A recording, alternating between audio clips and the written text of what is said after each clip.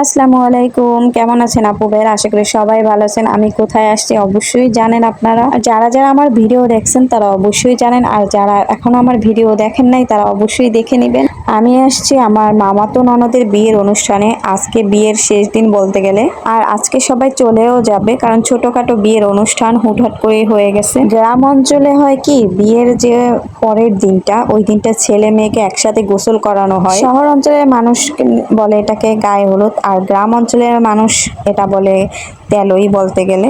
আর এখানে সেই তেলই আয়োজনই করানো হচ্ছে, সবাই সাথে নাচবে গাইবে, সবাই করবে, আমরাও করব। আর এটা হচ্ছে দুপুরের দিকটা করানো হচ্ছে, সবাই গোসল টোসল করবে ছেলে মেয়েদের গোসল করানোর পরে, তাই এই টাইমই করাটা ভালো মনে করছে সবাই। আপনারা আবার ভাববেন এগুলো পাটায় কি, শিল্পাটায় কি বাটাবাটি করতেছে, আসলে এগুলো কাঁচা হলুদ, সন্ধ্যা, মেহেন্দি এগুলো বাটানো হবে এখানে। তারপরে সবাই ছেলে মেয়েকে দিবে, সাথে আমরাও দিব, নাচবো গাইবো, সব অনুষ্ঠানই হবে আর কি। আর এখানে কতটুকু ভিডিও আমি করতে পারছি জানি না, কারণ সবাই খুবই ব্যস্ত, আমিও ব্যস্ত ছিলাম। এদিকে আবার তেলের শেষে খাবার দাবারের আয়োজনও আছে, তাই সবাই আর কি সেটা নিয়েও ব্যস্ত আছে। তাই তারপর আবার বিকালে ছেলে চলে যাবে, আবার আমরাও চলে যাব, যারা মেহমান আছে তারাও চলে যাবে। আর আমি তো এখান থেকে আমার বাবার বাড়ি চলে যাব, কারণ বাবার বাড়িতে যাওয়া হয় নাই, রোজার ঈদেও যাওয়া হয় না। আর এখন যদি না যাই তাহলে আমার বাবা মা অনেক রাগ করবে।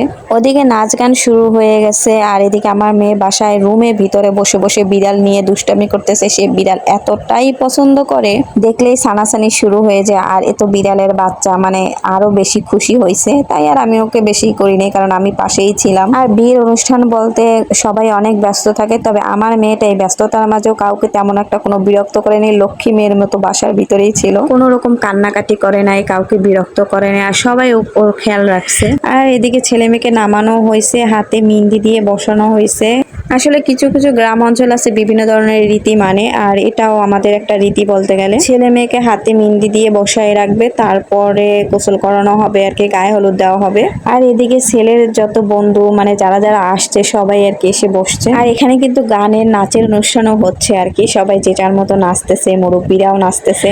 আর আগেই বলেছি আমি এখানে সম্পূর্ণ ভিডিওগুলো করতে পারি না, নাচের ভিডিও একদমই উঠাইতে পারি নাই, আর খুবই ব্যস্ত ছিলাম। তবে হ্যাঁ, গ্রামের বিয়েতে কিন্তু অনেক বেশি মজা হয়, আমরা অনেক বেশি মজা করছি, অনেক বেশি আনন্দ করছি। আর এখানে এখানে মেয়ের যে ভাই আর ভাবি সে নাচতেছে আর কি।